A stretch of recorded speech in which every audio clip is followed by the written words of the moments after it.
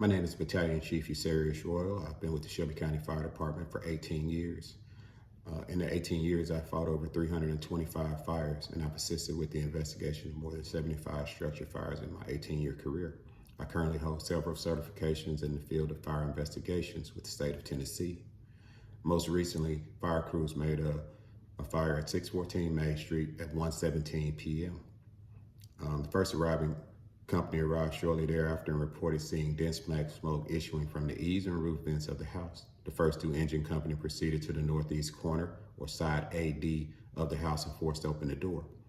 Crews advanced hose lines quickly, discovering a fire involving an area around the TV in the living room. The structure had minor smoke conditions and good visibility throughout the house. Units found heavy to moderate smoke conditions in the living room area, giving near zero visibility. After crews mounted an interior attack using an 1 3/4 line, fire crews declared the fire under control. While the lieutenant was completing his paperwork and crews reloaded the hose, dispatch issued a full alarm assignment to a structure fire with children trapped 3 blocks away. Crews quickly finished loading their hose and responded to the fire, leaving the scene unsecured. As the fire investigator was finishing his documentation, the homeowner returned to the scene with their attorney, and the attorney stated that the fire investigator made entry into the residence without permission, and any and all evidence collected must be suppressed due to the chain of custody. The defendant's attorney stated that evidence obtained was in violation of the homeowner's constitutional right, including Fourth Amendment right against warrantless search and seizure.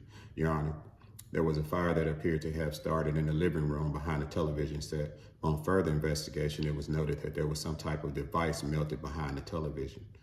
It was noted that personal items were missing, and the house looked to be staged with old furniture and a broken TV that was unplugged.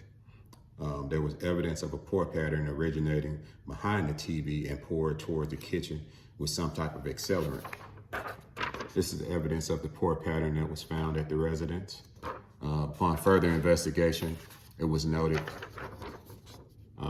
a spectrographic analysis was conducted on the fuel on the pour pattern. It was determined that accelerant was gasoline.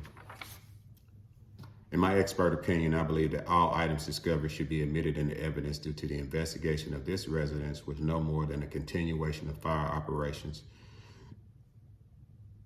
prior to crews leaving the scene.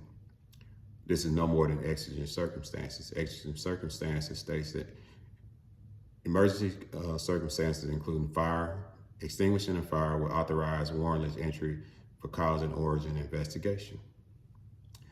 Cases of note was Michigan versus Tyler, where the Supreme Court held that entry to fight a fire requires no warrant, and that once in the building, officials may remain there for a reasonable time to investigate the cause of the blaze. This completes my presentation.